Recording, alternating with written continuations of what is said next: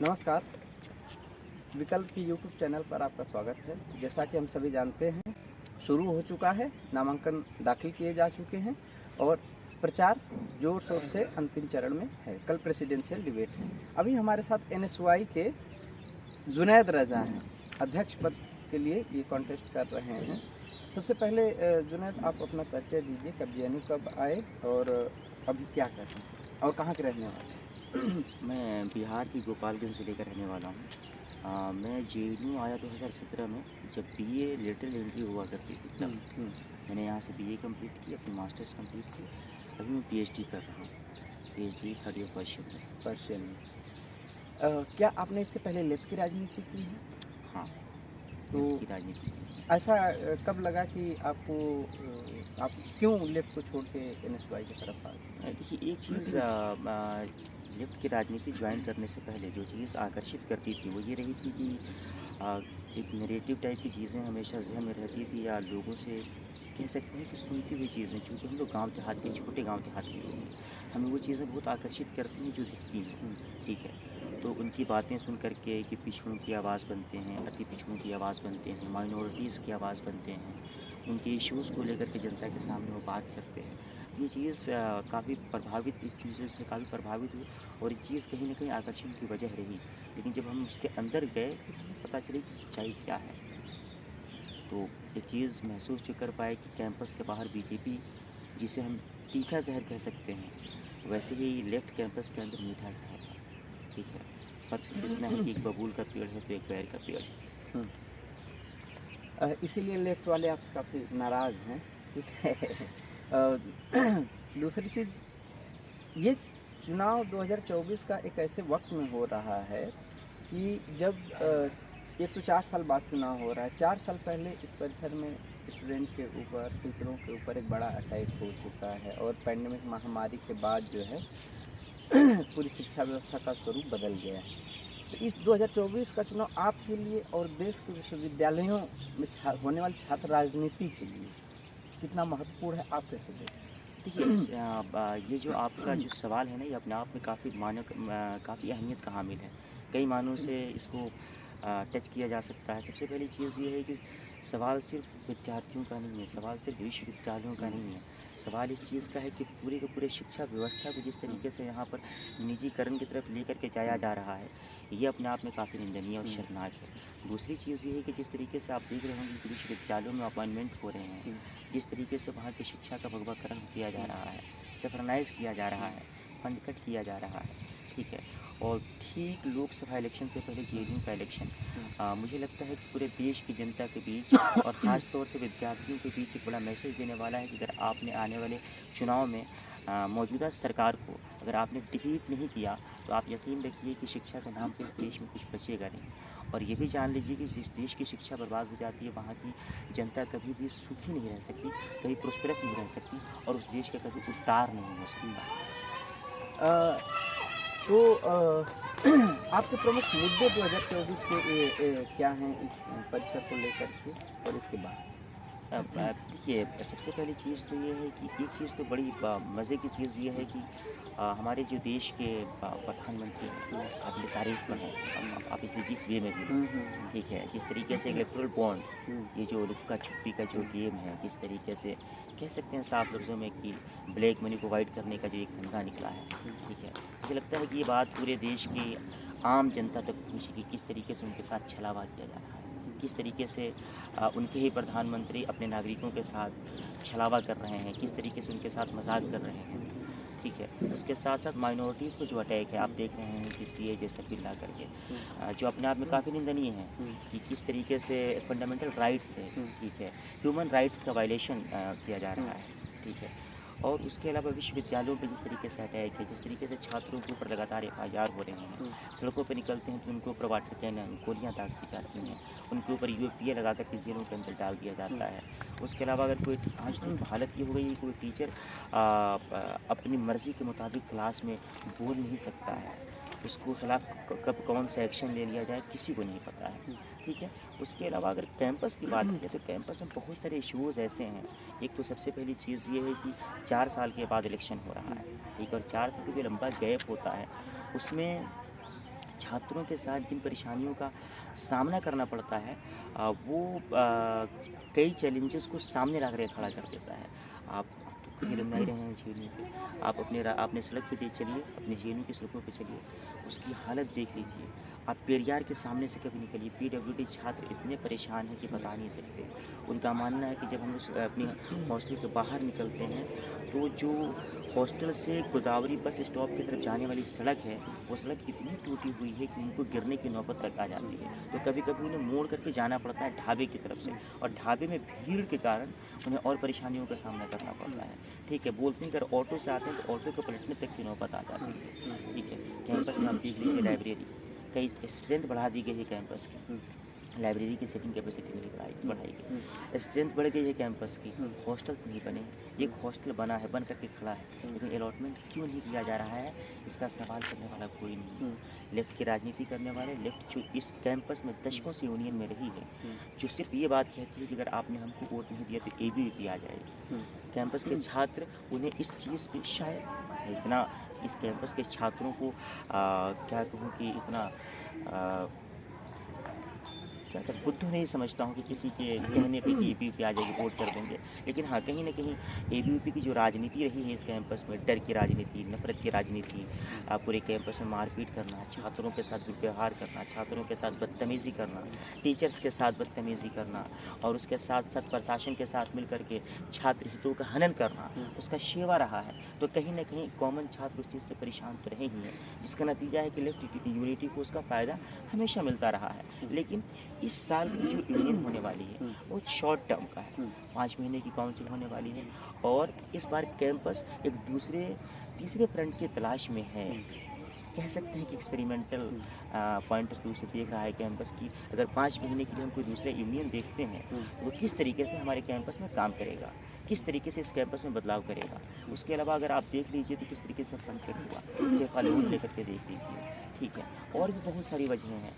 मैं सड़कों की बात कर रहा हूँ, आप साबरमती से चले जाइए माही मार्केट की तरफ, सड़क की हालत इतनी बुरी है कि एक्सीडेंट के चांसेस बढ़ जाते हैं, पैदल चलने में डर लगता है। इस फुटपाथ के हाल देख लीजिए। उसके अलावा क्या बोलते हैं कि आप थोड़ा सा आगे बढ़ेंगे माही मांडवी से, और लोहित के आगे अगर आप चाहते हैं चंद्रभागा, उस सड़क की हालत देख लीजिए किस तरीके से।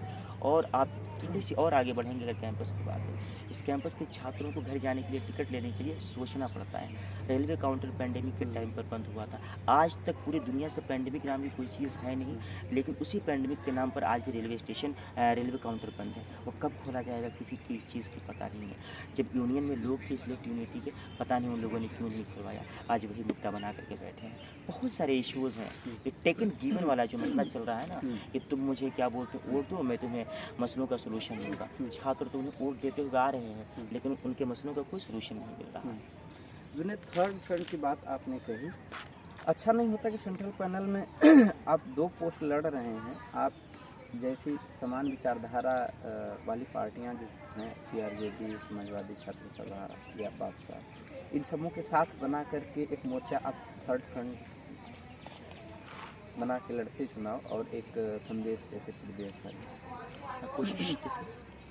कोशिश करते वो मैंने उन लोगों से बात की, वो सारे लोग आप लोगों के ऊपर जो है ये ब्लेम कर रहे हैं, आरोप प्रत्यारोप।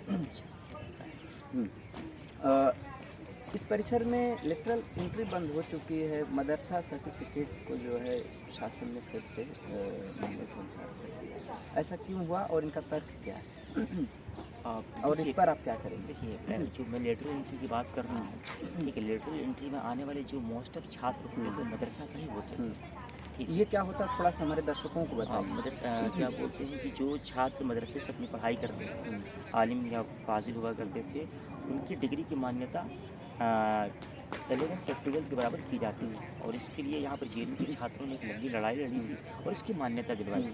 लेकिन जब इस कैंपस में मम्मी डाला जगदीश कुमार आते हैं तो शायद उन्हें ये चीज़ पसंद नहीं आती है कि मदरसा बैकग्राउंड से पढ़ने वाले छात्र जो मॉडर्न एजुकेशन हासिल करना चाहते हैं वो उस सर्टिफिकेट के द्वारा इस कैंपस में आ सकें। तो 2018 में इसको बंद कर दिया गया। अब तर्क क्या है, ठीक है, इसके बारे में सही तरीके से तो मम्मी डाला जगदीश कुमार ही बता पाएंगे, उनके पास भी कोई इसके लिए वैलिड आर्गूमेंट था नहीं। माइनॉरिटी छात्रों के लिए फेलोशिप वगैरह जो मिलती थी सरकार से, वो भी बंद कर दी गई मौलाना आज़ाद नेशनल जो फेलोशिप था, जो कि हायर एजुकेशन में पीएचडी करने वाले छात्रों को मिलता था, माइंड उसमें 6 मतलब धर्म के लोगों को ये था, ठीक है, उसको स्क्रैप कर दिया गया।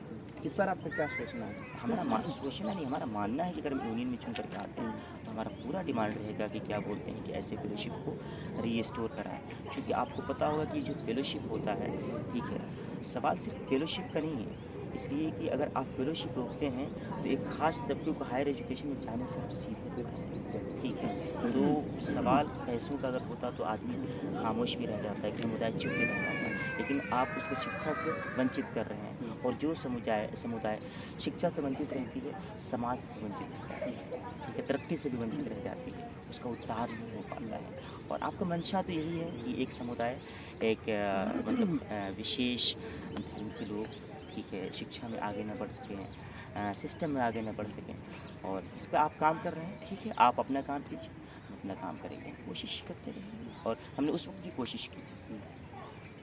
जुनैद, इस विश्व मतलब हम ये चुनाव ऐसे समय में 2024 का हो रहा है कि जब विश्वविद्यालय आर्थिक संकट से गुजर रहा है, तमाम कर्मचारियों को निकाला जा रहा है, माली से लेकर जितने भी निचले वर्कर हैं, स्वीपर हैं, उनकी तनख्वाह वगैरह तक महीनों बाद किसी तरह मिलती है, इन प्रकार इस परिसर में एक पर्यावरण की भी बड़ी समस्या हो गई है। झाड़ियों की जो सिंचाई हुआ करती थी, झाड़ियाँ सूखे ख़त्म हो रही हैं, तो इन सब चीज़ों को कैसे आप देखते हैं, कैसे पूरा करेंगे अगर आप जीत के आते हैं?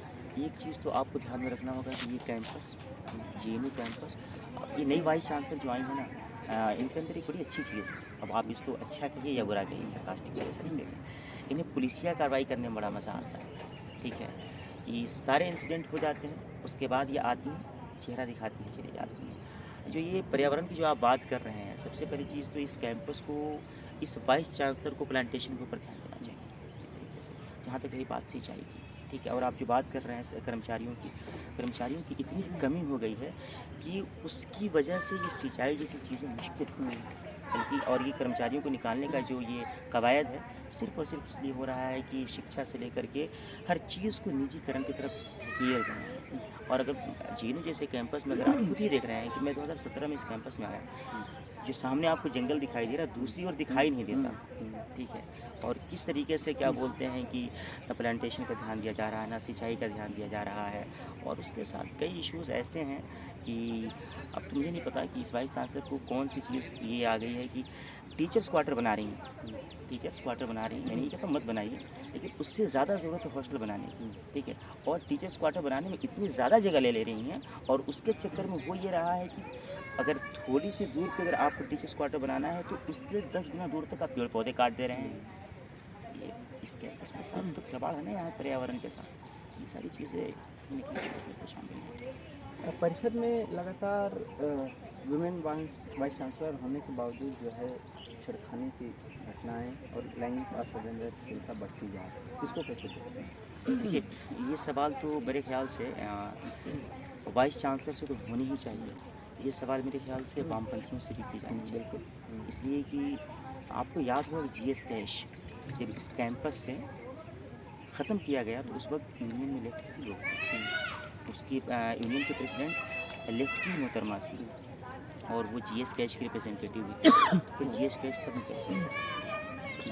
दूसरी चीज़ ये है कि आपने तो कैंपस के छात्रों को ये इंश्योर किया था ना कि आप हमें वोट दीजिए, हम कैंपस को बचा लेंगे।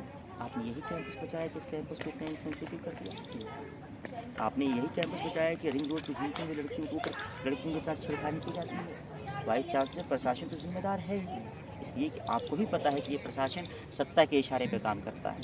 ये प्रशासन अगर मैं थोड़ा सा निर्दय होकर के बोलूँ तो नरेंद्र मोदी जी के इशारे पे काम करता है, आरएसएस के इशारे पे काम करता है, और ये जिस विचारधारा के लोग मानने वाले लोग हैं, ये तो हमेशा से महिला विरोधी रहे हैं, ठीक है। तो इनसे इस तरीके की चीज़ एक्सपेक्ट करना या उनकी तरफ से ऐसी चीज़ों का होना, और लड़कियों के साथ जो दुर्व्यवहार के जो हादसे सामने आ रहे हैं और उन पे मुखर रूप से नहीं बोलना या उस पर कड़ी सज़ा या कड़ा एक्शन नहीं लेना, मेरे ख्याल से कोई शौकीन नहीं होना चाहिए हम लोगों को। लेकिन हाँ, ये सवाल लेफ्ट के लोगों से ज़रूर की जानी चाहिए कि आपने इस कैंपस को क्या दिया है, इसलिए कि आपको कैंपस के छात्रों ने इसीलिए चुना था कि आप इस कैंपस को बचा करके रखिए। जुनैद, NSY हर बार जो है कोशिश बहुत अच्छा करती है, मुद्दों को वो ढंग से उठाती है, लोगों के बीच जाती है, बावजूद इसके वोट में कन्वर्ट नहीं हो पाती। इसके पीछे क्या कारण हो सकता है? इसके पीछे कारण क्या हो सकती है, ये तो जनता ही बताएगी। ठीक फिर भी है, आपका आप क्या मेरी मानना तो है? कोशिश आपने अपनी स्ट्रेटजी में कुछ बदलाव किया है या जैसे चीज़ें चली आ रही थी वैसे? स्ट्रेटजी में तो बदलाव होते रहते हैं, इसलिए कि कोई भी चुनाव एक पैटर्न पे होता नहीं है। और आपको भी पता है कि ये जो इलेक्शन हो रहा है 4 साल के बाद हो रहा है, एक लंबा गैप रहा है, छात्रों के बीच इंटरेक्शन की कमी आई है। ठीक है, देखते हैं वोट कैसे फ्लक्चुएट होता है कि किस तरीके से लोग इस बार का इलेक्शन जो हो रहा है मुद्दे पे हर बार मुद्दे पे ही होता है। मेरे ख्याल से इस बार मुद्दों पे ज़्यादा जोर दिया जा रहा है। ठीक है, इसलिए कि मुद्दे पुराने ही हैं, लेकिन अब वो मुद्दे ज़ोर पकड़ चुके हैं, इसलिए कि 4 साल के बाद इलेक्शन हो रहा है। ठीक है, तो कॉमन छात्रों ने इस बार थर्ड फ्रंट को वोट देने की पूरी मूड बना ली है। उसका रीज़न ये कह सकते हैं कि पिछले 4 सालों से जो काम होना चाहिए था वो हुआ नहीं। ठीक है, अशांति फैली है कैंपस में, ABVP की गुंडागर्दी फैली है। ठीक है, कैंपस के छात्रों के साथ इन लोगों ने मारपीट किया। आपको याद होगा 2020 में किस तरीके से कैंपस के छात्रों के साथ बर्बरता की गई, किस तरीके से यहाँ छात्रों ने टीचरों के साथ टीचरों के साथ भी बर्बरता की गई, किस तरीके से अटैक किया गया, बाहर के लोग आए। ठीक है, तो ये सारी चीज़ें जहन में हैं और कैंपस यही सोच रहा है कि तीसरे फ्रंट को मौका दे करके इस कैंपस के बारे में थोड़ा सा सोचते एक चीज़ और, आपको लगता है कि कल्चरल एक्टिविटी इस कैंपस की बहुत कम हुई है बहुत कम और मत स्तर कहिए। बहुत गिर गया है? बहुत कम मत कहिए, ना के बराबर है। और स्तर की बात जहाँ तक है थोड़ा सा एक चीज़ में ऐड करनी होगी कि स्तर गिरने का रीज़न इनएक्टिविटी है। ठीक है, एक्टिविटीज़ क्या बोलते नहीं है और लैक ऑफ इंटरेक्शन है। ठीक है, आपको याद होगा कि 2020 के बाद जब ये पैंडेमिक आया तो जूनियर और सीनियर्स के बीच इंटरेक्शन गैप हुआ। ठीक है, और वो कल्चरल ट्रांसफ़र नहीं हो सका। ठीक है, और इसमें ज़िम्मेदार हमारे सीनियर भी हैं। और अगर पॉलिटिकल तौर पे कहा जाए, ठीक है, तो जो जितने भी पॉलिटिकल ऑर्गेनाइजेशन हैं वो इसमें बहुत बड़े ज़िम्मेदार साबित हुए, मतलब गुनहगार कह सकते हैं, इसलिए कि उन लोगों ने इस कैंपस को कल्चरली ज़िंदा रखने में बहुत बड़ा योगदान नहीं दिया। उन लोगों ने सिर्फ पॉलिटिकल गेन के लिए कल्चर एक्टिविटीज़ किए, प्रोग्राम्स किए, कुछ कल्चरल एक्टिविटीज़ की तरफ उनका ज़्यादा ध्यान रहा नहीं। तो इसमें हम सब बराबर के ज़िम्मेदार हैं और एक कह सकते हैं कि बड़ी बदनसीबी से पैंडेमिक जैसी चीज़ ने इस कैंपस के कल्चर को कहीं न कहीं प्रभावित तो किया है, जो लैक ऑफ इंटरेक्शन का। जुनैद, अंतिम प्रश्न कि देश में आप जैसे जो भी छात्र अलग अलग कॉलेज विश्वविद्यालयों में पढ़ रहे हैं, वो छात्र राजनीति करना चाहते हैं या उसमें आना चाहते हैं। ठीक है, लेकिन लोगों का मानना है कि छात्रों को राजनीति नहीं करनी चाहिए। आप उन छात्रों को क्या कहना चाहेंगे छात्र राजनीति को लेकर? मेरा सवाल तो ये है कि छात्र राजनीति क्यों नहीं करनी चाहिए? सारी पॉलिसी, सारी नीतियाँ पढ़े लिखे लोग ही बनाते हैं। जब पढ़े लिखे लोग राजनीति में आएंगे नहीं तो सोशल इश्यूज़ को समझेंगे कैसे, शिक्षा के इश्यूज़ को समझेंगे कैसे, समाज को बेहतर कौन समझेगा, समाज के लिए भला कौन करेगा? आप आए राजनीति में इसलिए कि राजनीति आपके बिना अधूरी है। संसद भवन में वो इंसान बैठता है जो मारपीट की बात करता है, संसद भवन में वो इंसान बैठता है जो मुसलमानों को खुलेआम गालियाँ देता है, संसद भवन में वो इंसान बैठता है जो पिछड़ों को, अति पिछड़ों को, आदिवासियों को, महिलाओं को जो मन में आता है वो बोलता है। आप तो पढ़े लिखे हैं, संवेदनशील हैं, सेंसिटिव हैं, आप नहीं आएंगे राजनीति में तो कौन आएगा? समाज को उद्धार तभी हो सकता है जब पढ़े लिखे लोग राजनीति में आए। आप क्या चाहते हैं रमेश बिजूरी जैसे लोग राजनीति में आए, संसद भवन जैसी गरिमा को गिरा कर देते हैं? मेरा मानना है कि छात्रों को राजनीति में आना चाहिए और खूब आना चाहिए। और जो लोग कहते हैं कि छात्रों को राजनीति में नहीं आना चाहिए, मुझे लगता है कि वो उनकी राजनीति से डरते हैं और ये डर लाजमी है। तो आप देख रहे थे NSY के अध्यक्ष पद के उम्मीदवार जुनैद रज़ा को। जुनैद, आपने समय दिया, बहुत बहुत धन्यवाद। जुनैद का इंटरव्यू कैसा लगा आप हमें कमेंट बॉक्स में बताइएगा। हम जुनैद के भविष्य के लिए शुभकामना करते हैं।